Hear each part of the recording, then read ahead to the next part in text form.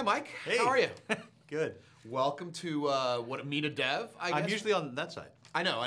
We're going to change it around today, and we're meeting you. Hey.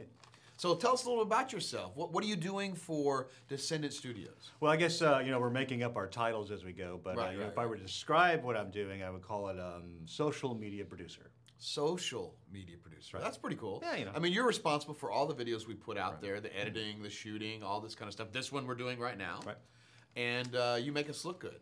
Well, I try to anyway. It's a hard job. Yes, it is. It is a very hard job, and in fact, it's an impossible job. So, what about you? Also do live streaming though. Well, yeah. Obviously, we've done some of the live streams for some time. We did for Cloud Imperium. Yep. Just had an interesting experience. I worked for a project on South by Southwest where we did the first ever live stream concert in 4K. First ever 4K. 4K. Now, how did you guys do that? I mean, what kind of cameras? A lot bigger equipment. It was 4 red cameras on a 20-foot crane and all live switching and everything. So were you doing the switching? Were you like directing the show? I was not the director. There's another gentleman doing that. I was responsible for making sure all the cameras matched and grading them and keeping their exposures right. Wow. Yeah. Was it fun? It was a lot of fun. Yeah. Good. Except I had to listen to a lot of rap. Yeah, well, that happens. Some people like, that's there's some good kind of ones. We had T-Pain was out there. He put on a good show. Okay, cool. And we won't be having that here, and nor will we be having the Epic cameras or Reds here as well. Yeah, probably not. Although you own a couple of those. I correct? do own a red one. I own an Epic X, absolutely. Yeah, and we've used those before. It's an incredible picture in those things. Well, there's a time I think for that, but usually it's overkill for kind of the stuff we do. Right, it is, and it's a total different experience there, and it looks amazing. So you're a media producer here. You also are involved in game design. You throw your 2 cents in here and there and make sure that things are happening. And do you like that? How did you come into that role? I mean, you've had a very varied career. Well, I actually joined the industry as an artist, right? Because I'd been doing video producing, right, for an architectural firm in Houston a long time ago. And I kind of worked my way through that kind of process. I was doing a lot of flicks back then, and then a little bit of art here and there. Although I wouldn't call myself an artist. Right. But I ended up, one of the main things I ended up doing was for Ultima 9, I wrote and directed all the flicks. Right. But I also did some coding. I wrote the entire special effects particle system for Ultima 9, and created all the elements, all the visual elements, and choreographed all the magic spells and all the visual effects. Like that's cool. Yeah, it was a lot of fun. Now, you also worked on Crusader, I believe, right? Crusader No Remorse. That's kind of when I started in '95, and I helped them. They were wrapping up that project, but they were under crunch, and they needed someone to help them, do the flicks. Under crunch. That seems to be yeah. That's kind of the bugaboo about being in the video game industry, isn't it? It's like for whatever reason, we just cannot stick to schedules, and we have to crunch. Well, I mean, it's always a moving target. That's the biggest problem. The thing I observed over and over again is that every time you work on a project, the technology target moves out from underneath you. True. Not to mention the design target would know. Other people come out and produce something really interesting. Feature Feature creep. Yeah. And that's the thing that hits you most often, I think. Right. I think so. But, it's one of those things where you're trying to put something out there that's as good as possible. And, somebody comes up with a good idea and you're going, well, we could do that. It might be a little extra work, but, man, it's going to make the game better. And so, ultimately, I think that's why we're all doing this. It's sort of a passion. And well, that's why I have. I mean, I like telling stories, and I like being a part of stories that are created by people. So sometimes you're working on a sandbox game. Sometimes you're working on a game that's very heavily a narrative. Right. And each of those give an opportunity. Either you're crafting the story as a narrative, single-player experience, or you're setting up a sandbox and watching how people create their own stories. It's pretty fascinating. Now, you like space. A little bit. This week in space. Exactly. Now you've got some interesting things. I was talking to you earlier. And we're talking about the movie Contact. Do you remember the movie Contact? Right, sure. Right. And well, just tell people what happened for you in that movie. Okay, you had to bring that up, didn't you? Yeah. All right. Well, I'm a huge, I'm very avid about not just space, but about the future. Right. You're a futurist. I'm a futurist. I'm a transcendental kind of transhumanist kind of guy. I can't spell it. I can't say it. But Contact was a really interesting movie. It was written by Carl Sagan, and it took about 5 years to get it from his initial script to made. And he also wrote a book in that time, which is also very interesting, although kind of different. But he died before they could get the movie finished. It was in production, and he died. And that was real sad for me because I'd always had a great deal of respect for him and everything that he'd written.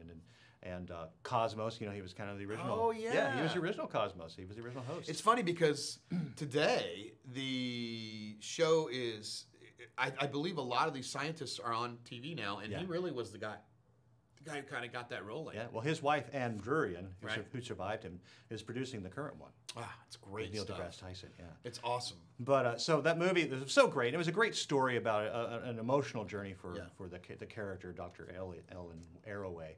But and it really hit me.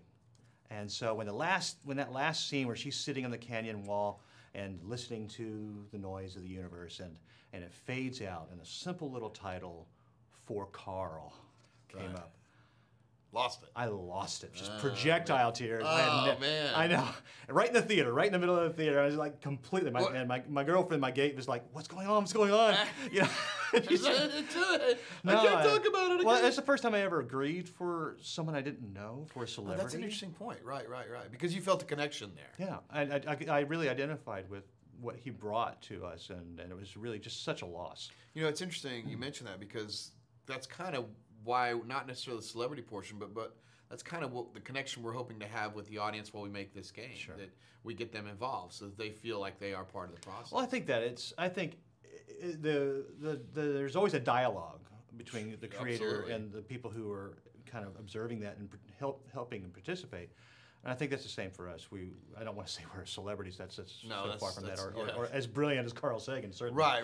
But, Well, you may not be, but the dynamic's the same. Whether you're just sitting down with friends and brainstorming some things together, or Yeah, you're that's sitting right. down and talking on camera and sharing your ideas and getting that feedback. That's what social media is all about. well, I think that's happened. That's changed the way the world works. Is that wall, that barrier to access is gone now with Twitter. You can reach out and have a virtual handshake with your audience. I mean, the publisher used to be the wall. They could never get to the developers because the publisher would just flat out just shut them down, or we're not releasing that. It's like it's a control of information, and it's Well, the internet and social media just destroyed that wall. that's good for the good. Well, I think so. I think there's the whole democratization of all kinds of markets that we've Sure. seen. We saw it, decades ago when something like the Apple Macintosh, which was disruptive to the publishing industry, and suddenly anybody could make, a publication. Of course, the problem was that anybody can make a publication, and Well, that's like the internet, isn't it? pretty much. It's great, and it's also not so great. But it's also affirming. It's when you've got a good idea, you'll know. Yeah, and you can find pockets of. It doesn't have to be like an idea that is hugely successful with everybody, all the billions of people want it. Right. But it could be pockets of people have that same thought around the world. I think more than anything, it's a connective tissue for people that maybe feel like there's not a connective tissue for them around, and they find out, oh my God, there is actually a lot of people who want. Either an RTS game, who want a Descent, for instance, or who want a Star Citizen, anything like that. It's like you find out that publishers aren't necessarily the ones who know everything. Well, that's the cool thing about Kickstarter too, is that it is a mechanism to test that. Very It sure dynamic. is. It sure is. You put yourself out and you say, "Here's what we're planning," and are you with us? And you find out whether they are or not really quickly. They're either grabbing the front of the wagon, pulling it, or they're putting their foot in the back and pushing it. So one of the two, and that's exactly right. So you also you've got a voiceover reel though. Oh yeah. Well, I've done a few voices with you, amongst other things. Over at Fever Pitch Studios, we did a few things. Oh, that's right. We did. What was that game? You did a lot of the voices in that one. Well, Hit and Myth was the one we got out the door. That was right. Sort of. Yeah, for the Gizmondo. Oh man. That was That was kind of cool because that device was actually like Captain Kirk's communicator before. Well, it was the iPhone before the iPhone. Yeah, completely. It was an attempt at what Apple succeeded at. Yeah, But it was great because we were creating portable games on a 3D accelerated device, which was the first. Right. With GPS and all kinds of other things. Yep. We didn't take advantage of that, but some of our divisions did. Yeah, that's right. Yeah, the Colors was completely a street. Whenever you were on the street, would alert you to people around you, and you'd have. That was a real attempt at social virtual. Yeah, and we had AR, augmented reality going. So that was a pretty cool thing. I mean, it's kind of sad because we actually had a really really cool development teams around the world pushing the envelope and making some really neat stuff, but. Ultimately. Well, they shot for the sky and they arced and fell, but that's. Well, what's that saying happens. that pioneers, usually fail, but settlers succeed. Oh, that's a and good so point. you're usually the people that are the first ones out the door doing something crash and burn, Yeah. but the ones who pick up the pieces and learn from that are the ones who are successful. You know, years ago, Pioneers, settlers thrive. That's what it is. you know, years ago there was a spreadsheet called VisiCalc. Right? Does anybody remember that? No. And then Lotus 123. Oh, yeah. Anybody remember that? Yeah. Nope. I don't remember Excel. Though. It's Excel. And Google now. Yeah, exactly. That's right. That's right. So you just recently moved. Oh yeah. Well, I was living in middle of town, and Carla and I picked up and kind of moved to a little 5-acre place outside of town, and our whole entourage we brought them with us. You've got chickens. We got chickens. You've got chickens. We got a barn. We got chickens. I just want to go on record here. The chickens are not welcome in the office. Oh, they're pretty sweet. They're good girls. Are they? Are you guys getting eggs out of those? I guess? We will be there. We're raising them for eggs. And stuff. That's awesome. That's fantastic. Very, very cool. Now, did you played with Legos? Oh yeah. I was reminded of. I was talking with Rob the other day.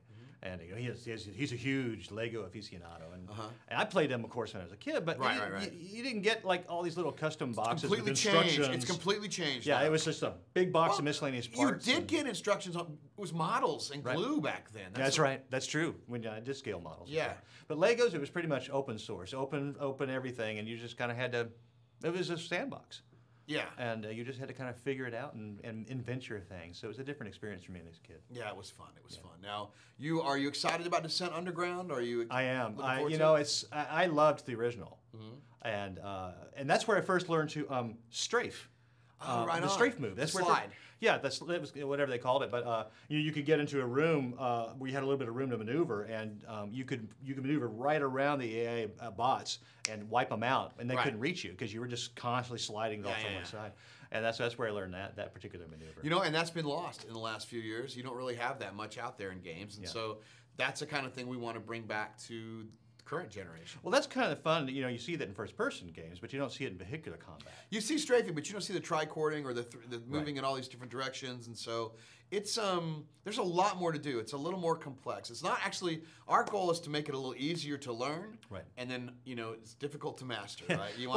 That's always the big challenge of any game development is creating a gradual slope of experience of acquiring skills, and so there's no big hard cliffs that you have to try to overcome, which can be discouraging. It is. You don't want or it doesn't flatten out where it's just no longer interesting. So that's the challenge we have right now. Cool. Well, I'm glad you're on board, and thanks for stopping by, and we'll see more of you coming up pretty soon. Looking forward to it.